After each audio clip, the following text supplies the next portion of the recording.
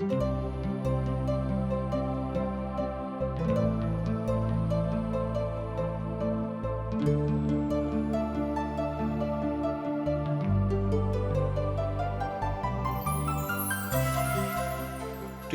के द्वारा प्रस्तुत अशक इजोत में अहाँ के स्वागत कर रहल छी।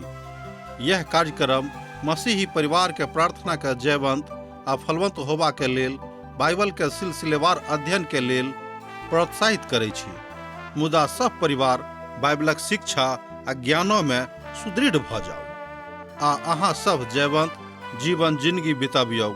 कृपया क देखू आ सुनू जायसँ परिवार के अहाँ के जीवन के ज्योति मिले, जायसँ आनंदित रहो।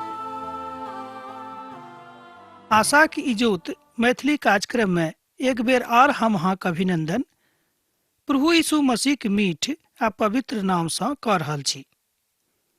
तहन हमर विश्वास अछि कि अहाँ सब खूब नीके सुखे होब आ परमेश्वरक महिमा में आगाँ बढ़ैत होब। हमर भाई बहिन, आजुक दिन हमरा सब यहोशूक पोथी के दोसर अध्याय आ तेसर अध्याय के अध्ययन करबाक लेल उपस्थित भेलहुँ हैं। अध्याय 2 में एकटा स्त्री के चरित्रक विषय में हमरा लोकनि देखैत छी। ओहि स्त्री के नाम रहनि रहाब, जे नीक काज करे वाली स्त्री नहीं छली, मुदा एहि पोथी में हुनक मूल्यांकन बड नीक कयल गेल छैक। एहि बातक विषय में अहाँ इब्रानियों के पोथी तकर 11 अध्याय आ तकर 21 पद में आ 31 पद में देख से हो सकैत छी। अब जे सब बात हमरा लोकनि सीखैत छी ओ बड रुचिकर तऽ होइत अछि, मुदा एहिसँ बेसी नीक बात ई रहत कि अहाँ एहि सबटा बातक आत्मिक रूपे जँ लेबेक तऽ अहाँक जिंदगीक लेल बड नीक रहत, मुदा परमेश्वरक शांति अहाँ सभक जिंदगी में सेहो बनल रहत। प्रभु यीशु मसीह के वंशावली में हुनक नाम आबैत छनि, अर्थात राहाबक नाम। ओ एहिठाम विश्वासक कारणे अयलीह आ एहि स्त्रीक नाम एहि अध्याय के आरंभिक वचन में सेहो आबैत अछि। एहिठाम हमरा लोकनि देखैत छी कि यहोशू अपन सेना के तैयारी करैत छथि कि आब हुनका ओहि प्रदेश में, ओहि देश में जयबाक छनि जाहि देश में जायके आज्ञा पिता परमेश्वर हुनका देने छथि। तहन नूनक पुत्र यहोशू 2 एहिठाम हमरा लोकनि देखैत छी 27 चुपचाप रहि कऽ एहि बातक देखैत छथि जे हुनकासँ कहलनि कि अब ओहि देश में हमरा सभक जेबाक अछि, तहन हमरा सभक तैयारी करनाइ बड्ड जरूरी अछि। हमर भाई बहिन, एहिठाम परमेश्वरक ओहि बातक हमरा लोकनि गंभीरतासँ देखैत छी जे बात हमरा लोकनि यरीहो के बाट में देखने छलहुँ हैं। एहिठाम जे स्त्री के नाम आबैत अछि ओ स्त्री के नाम रहैक रहाब, मुदा हुनकासँ भेंट भेला के बाद हुनक लोक सब एहि बातक कहलनि। यहोशूक पोथी तकर दोसर अध्याय तकर 1 पद के जँ अहाँ पढ़बै तऽ एहि बातक खूब स्पष्टीकरण से अहाँ बुझि सकैत छी। जँ अहाँक लग पवित्र पोथी बाइबिल अछि तऽ अहाँ पढ़ि कऽ देखियौक आ ध्यान दियौक 2टा भेदिया के पठावल गेलैक। अहाँ एहि कथा के सोचैत होब जे ई दोसर गलती हुनका सबसँ भेलनि, मुदा एहिठाम भेदिया के पठावल गेनाइ बड़ जरूरी रहैक। मुदा ओहि काल में, जाहि काल में मूसा भेदिया के पठौने रहथि, ओहि कालक परिस्थिति आ आजुक दिन एहि काल में, जाहि काल में यहोशू पठा रहल छथि, एहि कालक परिस्थिति में बड़ फर्क रहैक। रहाब यरीहो के निवासी छली, अब ओ भेदिया के लेल अपन द्वार के खोलि दैत अछि। तहन केओ यरीहो के राजा से कहलनि, आजुक राति बहुत इस्राएली सब हमरा देशक भेद लेबाक लेल एहिठाम आयल छथि। एहि बातक अहाँ दोसर पद में देख सकैत छी। तहन यरीहो के राजा रहाबक लग एहि तरह सनेश पठौलथि, जे पुरुष अहाँके घर में आयल छथि तकरा बाहर लऽ कऽ आनू, कियाक तऽ ओ सब समस्त देशक भेद लेबाक हेतु आयल छथि। ओ स्त्री दुनू पुरुषक लुका देली आर एहि तरह कहली, हमरा लग बहुत पुरुष आयल तऽ रहत, मुदा एहि बातक हम नहि जानैत छी जे ओ कतेक छथि। जहन अन्हार भऽ गेलैक आ फाटक बंद हुअ लागलैक, तहन ओ निकलि गेलाह आर नहीं मालूम भेलनि कि ओ कतऽ के छथि आ कतऽ गेलाह। अहाँके सिपाही जँ फुर्ती कऽ कऽ हुनका पाछाँ करता तो पकड़ा सकैत छथि। ओ हुनका घरक दिससँ एहिठामसँ चलि गेल छथि। तहन ओ की कैली, हुनका घरक ऊपर लऽ जाकऽ छत पर लुका कऽ राखि देली, जकरा ओ छतक ऊपर सजा कऽ रखने छली। राजा के लोक सब हुनका सभक खोजैत खोजैत यरदनक बाट धरि चलि गेलाह, जेना ई हुनका खोजऽ वाला फाटकसँ निकालि देलखिन। एहिठाम हमरा लोकनि देखैत छी जे राहाबक चरित्र, जकरा हमरा सब बाजि सकैत छी कि ओ चरित्रहीन स्त्री छली, मुदा एहिठाम हमरा लोकनि देखैत छी कि राहाब परमेश्वरक लोकके मदद करैत छथि। हमर भाई बहिन, मनुख केतबो खराब किएक नहि रहै, हुनका जिंदगीमे जँ परमेश्वरक वचन आबि जेतैक तऽ हुनक जिंदगी परिवर्तित भऽ सकैत अछि। जेना हमरा लोकनि एहिठाम राहाबक देखैत छी, किएक तऽ जहने ओ बुझि गेली कि ई इसराइली छथि आ परमेश्वरक काजक लेल एहि देशमे आयल छथि, तहन हुनक विश्वास बढ़ि गेलनि आ हुनका ओ लुका कऽ अपन छत पर राखि देली। आ राजाके सिपाहीसँ कहली कि ओ सब एहिठामसँ चलि गेल छथि, किएक तऽ हमरा एहिठाम बहुत लोक आबैत छथि, हम किनका किनका चिन्हबनि। एहिठाम अहाँ बुझि सकलहुँ हँ कि राहाब कोन तरहक स्त्री छली, एहि बातसँ स्पष्ट भऽ जाइत अछि। मुदा दोसर जे परिप्रेक्ष्य हुनका जिंदगीक छनि ओ थिक हुनक विश्वास, अर्थात ओ बुझि गेली कि ई स्त्री कतेक महान अछि, अर्थात ई बात सैनिकक पता लागि गेलनि। हमर भाई बहिन, जहन हमरो सभक जिंदगीमे एहि बातक पता लागैत अछि कि हमरा सब झूठक देवार पर ठाढ़ छी आ जे देवार हमरा सभक चारू दिस घेरल अछि ओ झूठक अछि, तहन हमरा लोकनि ओहि दीवारक पार जायके इच्छा राखैत छी। जेना राहाब एहि बातक बुझि गेली कि जे जिंदगी हम बिता रहल छी ई जिंदगी नीक नहि अछि। एहिठाम अहाँ बाजि सकलहुँ हँ कि झूठक सहारा लऽ कऽ राहाब ओहि दोनों आदमी के जान बचा देली।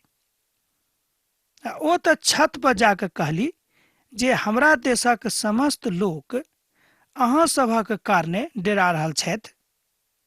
हम एहि बातक जानैत छी जे एहि देशक अहाँ सभक प्रभु परमेश्वर दऽ देने छथि।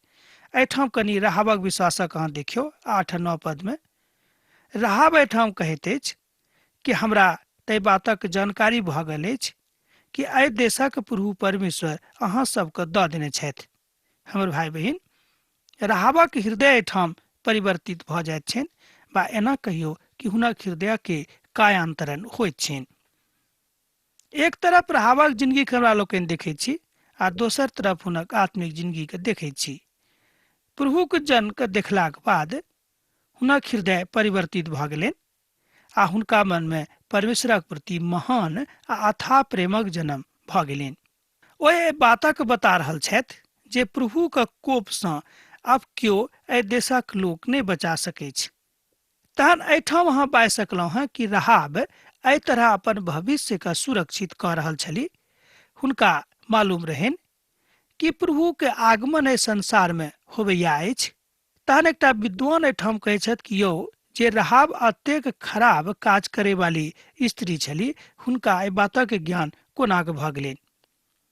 हमर भाई बहिन, बड स्पष्ट भाषामे डॉक्टर मैगी एहिठाम कहैत छथिन कि राहाब का पिता परमेश्वरक आत्मा एहि बातक आबि कऽ बता देलखिन कि लड़ाइमे अहाँ परमेश्वरक लोकक संग रहू, किएक तऽ जे लड़ाई भऽ रहल अछि ओ परमेश्वरक लड़ाई अछि, कोनो मनुखक लड़ाई नहि थिक। एहि बातक ज्ञान भेलाके बाद राहाबक मन परिवर्तन भऽ गेलनि, परिवर्तित भऽ गेलनि। एहि तरह हमरा लोकनि देखैत छी कि राहाब एकटा नीक स्त्रीके रूपमे परिवर्तित भऽ गेली। संभव अछि कि ओ पुरुष पीर कालेबक संबंधी छलाह। इब्रानियोक पोथीमे अहाँ देख सकैत छी। 11 अध्याय के 31 पद में अहाँ राहाबक चरित्रक सेहो देखैत छी, अर्थात अपन विश्वासक ओ कोनाक रक्षा करैत छथि तकरो विषयमे अहाँ ओहिठाम ऐतिहासिक पृष्ठभूमि के देख सकैत छी। तहन अहाँ बाजि सकलहुँ हैं कि स्त्री इतिहासक स्त्री बनि गेली आ प्रभु यीशु मसीह संग हुनक संगति भऽ गेलनि। हमर भाई बहिन, हम जे किछु छी, मान लियौ काल्हि धरि आ आजुक दिन धरि हम खूब खराब खराब काज करे वाला मनुष्य छलहुँ हैं। सोझ गप में एना बाजी जे हमरा लोकनि खूब घनघोर पापी मनुख छलहुँ हैं, एहिके बादो जहन हमरा सभक हृदय में प्रभु यीशु मसीह के निवास भऽ गेल तऽ हमरा लोकनि अब एकटा परिवर्तित मनुख भऽ गेल छी। जेना प्रभु यीशु मसीह राहाबक जिंदगी के परिवर्तित कऽ देलनि, हुनक दया के कारणे अहूँक जिंदगी परिवर्तित भऽ सकैत अछि। हम जे अहाँके ऊपर दया कयलहुँ हैं आ अहूँ हमरासँ एहि बातक के शपथ खाउ जे अहाँ हमर पिताके घरानाके नहि सतायब आ एकर सच्चा चिन्ह हमरा दिअ। एहिठाम राहाब एहि बातक बता रहल छथि कि हम तऽ अहाँके बचेलहुँ, मुदा जहन अहाँ एहि देश में अधिकारी बनि कऽ आयब तऽ हमरा एहि बातक आश्वासन दिअ, विश्वास दिअ कि हमर पिताक संगे बा हमर घरानाक संगे अहाँ सब अन्याय नहीं करबी। हमर भाई बहन, एहिठाम राहाब स्वयं तो बचि गेली आ तकरा बाद अपन माय बाबू के बचावे के इच्छा हुनका हृदय में रहन। हमर भाई बहन, यह काज आजुक दिन कलिसिया के अछि। अहाँ तो बचि गेलहुँ, खाली अहाँके बचनाइए खूब नहीं अछि, मुदा अपन भाई के, अपन बंधु के, अपन परिवार के, अपन गाम के, अपन समाज के, अपन नगर के, अपन देश के सेहो बचेबाक लेल प्रार्थना करू। हमर भाई बहन, प्रार्थना खाली शब्दे से नहीं, प्रार्थना अहाँके काज से, अहाँ कर्तव्य से होबाक चाही। खाली शाब्दिक प्रार्थना से काज नहीं चलत, सेहो एहिठाम डॉक्टर साहब मैगी कहै छथिन। तकरा बाद ओ पुरुष सब हुनका सँ कहलनि, जँ अहाँ हमरा एहि बातक केकरो ऊपर प्रकट नहीं करब तऽ हम अहाँके प्राणक बदला में हमर प्राण जायत। जहन हमर प्रभु हमरा एहि देशक देताह तहन हम अहाँक संगे कृपा आ सच्चाई सँ व्यवहार करब।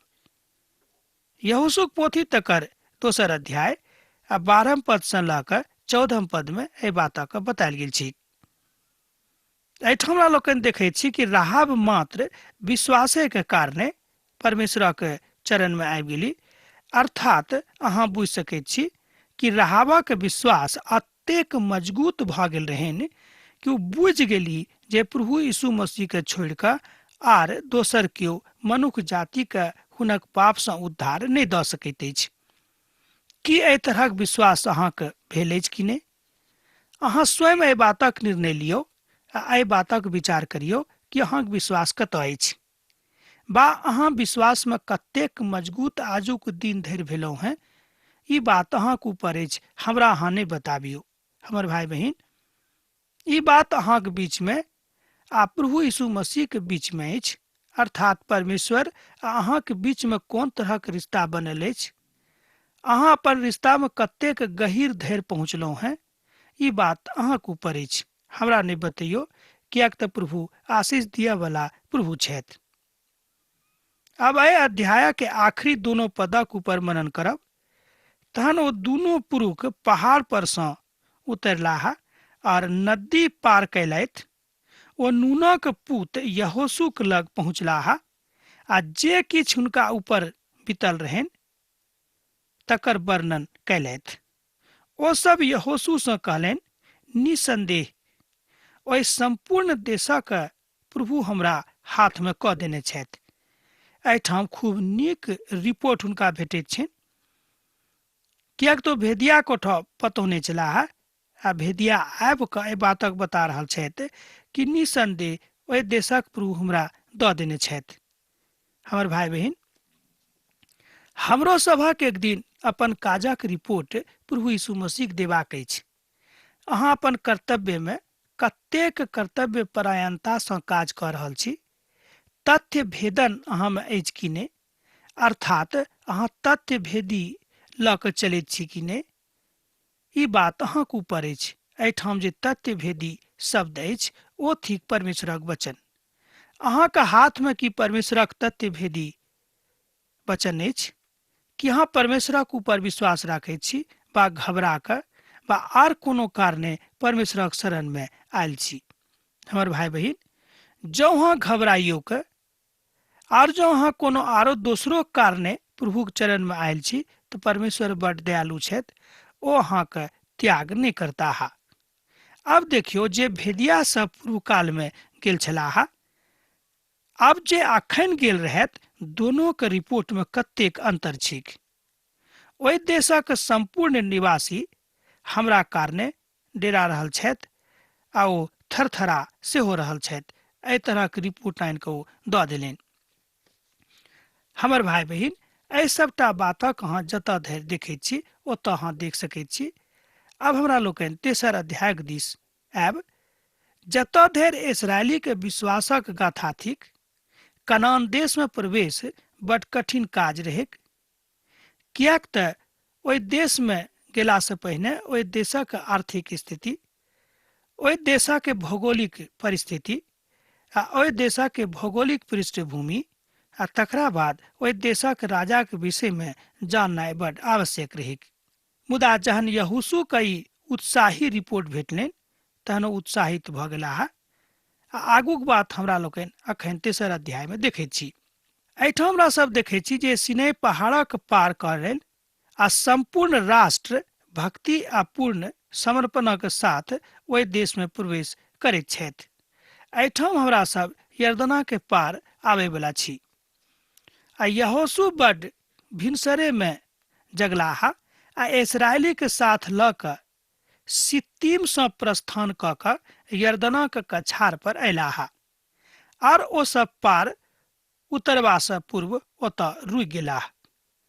3 दिनक बाद सेना सब छावनी के मध्य जयबाक प्रजा के लोकक की आज्ञा देलनि, जन अहाँ अपन प्रभु के बाचा के संदूकक तकरा उठौने लेवी याचक दिखाई पड़े तहन अपन अपन स्थान से प्रस्थान कऽ जायब आ तकरे पाछा पाछा अहाँ सब चलब। एहिठाम हमरा लोकनि देखैत छी कि प्रभु परमेश्वरक वचन हुनका सभक एहिठाम पहुँचलनि आ कहलनि कि जेना लेवी याचक सब बाचाक संदूक लऽ कऽ ओहिठाम से बढ़ताह तहन अहाँ सब हुनक अनुसरण करबनि आ हुनका पाछा पाछा चलबनि। मुदा अहाँ में और हुनका में 2000 हाथक लगभग अंतर रहे। अहाँ सब संदूकक निकट नहीं जायब जाहिसँ अहाँ देख पायब जे अहाँ के कोन बाट दऽ कऽ चलबाक अछि, कियाक तऽ अखन धरि अहाँ सब एहि बाट दऽ कऽ नहि चललहुँ हैं। यहोशू एहिठाम खूब नीक सेनापतिक काज कऽ रहल छथि। बा एना कहियो कोई देशक के भौगोलिक पृष्ठभूमि के अनुसार अपन लोकक कोना के बढ़ा के लऽ जेथिन तकर ओ अगुवाई कऽ रहल छथि। तैं प्रभु परमेश्वर यहोशू के ई काज दिलनि, कियाक तऽ ई काज करबा में ओ परिपक्व छलाह। प्रभु एहि बातक जानैत छलखिन, तैं यहोशू के ई काज प्रभु परमेश्वर दिलनि। अर्थात प्रभु परमेश्वर यहोशू और इसराइली प्रजा के अब यरदन नदी के पार करबाक आज्ञा दऽ रहल छथि। हमर भाई बहन, आजुक दिन धरि अहाँ यरदन पार गेलहुँ कि नहीं? अहाँ अपन जिंदगी में यरदनक पार कैने छी कि नहीं? अब ई कथा अहाँ के ऊपर अछि। कथा वृंद आ तथ्य सेहो एहिठाम उभरि कऽ जागृत होइत अछि कि अहाँ के विश्वास केहन अछि। अहाँ अपन विश्वास में यरदन पार कैलहुँ कि नहीं? कि अहाँ अखन धरि कछारे पर ठाढ़ छी आ पार करबाक सोचि रहल छी? हमर भाई बहन, पार करैया यीशु मसीह छथि और नाव लऽ कऽ ठाढ़ छथि। अहाँ चढ़ि जाउ, कियाक तो यरदनक पार लऽ जेबाक लेल अहाँ के शोर पारि रहल छथि। एहिठाम अहाँ के अनुभव आ तकर अनुभवक विचरण दोनों बातक देखैत छी। एहिठाम डॉक्टर मैगी अपन शब्द में कहैत छथि कि जँ अहाँ अपन जिंदगी के नावक के ऊपर बैसल छी तेकर मतलब यह भेल कि अखन धरि अहाँ पार नहीं कैलहुँ हैं, अर्थात अहाँ यरदना के कछारे पे छी। तहन अहाँ के जरूरत अछि मूसा के लाठी के, अहाँ के जरूरत अछि यहोशू एहन नीक आ सच्चा सैनिक के, अहाँ के जरूरत अछि प्रभु यीशु के जे अहाँ के लेल अपन सोनिता के बहौने छथि। हमर भाई बहन, प्रभु यीशु मसीह के सोनित के अहाँ अनेरे बर्बाद नहीं हुआ दियौक, कियाक तऽ ओ अहीं के लेल सोनित बहौने छलाह। मुदा जहन ओ सब यरदन पार कऽ रहल छलखिन, एकटा बड़का आश्चर्य कर्म सेहो भेलिक, कियाक तऽ यरदन पार करनाइ ओहि काल में बड़ मुश्किल रहिक। पवित्र पोथी के जानकार विद्वान सब कहैत छलाह कि ओहि काल में यरदन पानि सँ भरल रहै, बा एना कहियो कि ओहि काल में खूब पैघ बाढ़ि आयल रहै। केकरो हिम्मत नहीं रहन कि पार करे, मुदा ई सब पार क गेलाह। एहिठाम हमरा लोकनि दोसर बेर देखैत छी जहन परमेश्वर इस्राएली लोकक लेल पानी के बीच में से बाट बनाबैत छथि। एहि परिस्थिति में प्रभु परमेश्वर हुनका सभक यरदन पार करा रहल छथि आ बाचा के संदूकक लऽ कऽ हुनक लोग अर्थात प्रभुक लोग आगाँ आगाँ जा रहल छथिन। हमर भाई बहिन, प्रभुक जे लोग छथि हुनका अहाँ आगाँ आगाँ जाय दियौक। अहूँ प्रभुक लोग छी, अहाँ हुनका पाछा पाछा जाउ, किएक तऽ परमेश्वरक यह इच्छा छनि कि अहाँ अपन अगुआ के अनुसरण करू। संदूकक उठाबऽ वाला यरदन नदी पर पहुँचलाह और संदूक उठा कर आजुक जतऽ ओ पाँव रखता है ओते वही कछार दऽ कऽ अहाँ जायब। एहि बातक अहाँ सब एहिठाम देखै छी। तहन एकटा पदक देखब, संदूकक उठाबऽ वाला यरदन नदी पर पहुँचलाह और संदूक उठाबऽ वाला याचकक पाँव यरदनक कछार पर जल में डूबि गेलनि। एहि तरह एहिठाम बतायल गेल छै यरदनक जल एहिठाम कनि गहीर भऽ गेल रहनि। सब दिन तकरा ऊपर अहाँ ओहि ठाम चलब सेहो एहि बातक आज्ञा देवल गेल अछि। एहि पद सँ हमरा लोकनि सीखैत छी कि प्रभु परमेश्वर चाहैत छथि कि जे अहाँक अगुआ छथि अपन कलीसिया के अगुआ के सलाह जे परमेश्वरक वचनक अनुसार अछि तकरा अहाँ आवश्यक मानब। ई अलग बात अछि कि जँ ओ कोनो निजी सलाह दैत छथि तकरा अहाँ मानियौ वा नहि मानियौ, मुदा परमेश्वरक वचनक प्रति जे सलाह ओ नीक दैत छथि तकरा माननाइ अहाँक लेल बड़ जरूरी अछि। आ जहन पुरोहित सब यरदनक कछार पर अयलाह तऽ ओकर जल कछारक ऊपर कठिनाई में से भरि गेल जे रहै, ई ओहिठाम देखैत छथि कि केहन तरहक दृश्य अछि। अहाँ बाजि सकैत छी कि अखन ओहि काल में ओहि मास में बसंत ऋतुक जकाँ दृश्य भऽ गेल छनि जेना हमरा सभक देश में होइत अछि, अर्थात परिस्थिति बदले वाला परमेश्वर छथि। हमर भाई बहिन, अब आजुक अध्ययन हमरा सब यही ठाम समाप्त करब, किएक तऽ अहाँ से विदा होय के काल भऽ रहल अछि। हाँ, पाती लिखनाइ नहीं बिसरायब। प्रभु यीशु मसीह के लिए अहाँ सभक जिंदगी में सैत घड़ी बनल रहे। आमीन। हमर विश्वास अछि कि ई कार्यक्रम अहाँ के लेल लाभदायक सिद्ध अछि। हम चाहै छी कि अहाँ अपन आशीषक के हमरा संग साझा करू। जँ अहाँ के नजीक बाइबल सँ आ जीवन सँ संबंधित कोनो प्रकार के प्रश्न भऽ सकै अछि तऽ अपन समस्या के लेल प्रार्थना करबा के लेल जँ चाहै छी तऽ हमरा फोन नंबर पर जरूर संपर्क कऽ सकै छी। परमेश्वर अहाँ सब के लेल एकटा सुंदर, सुखद, आनंदित दिन प्रदान करैक।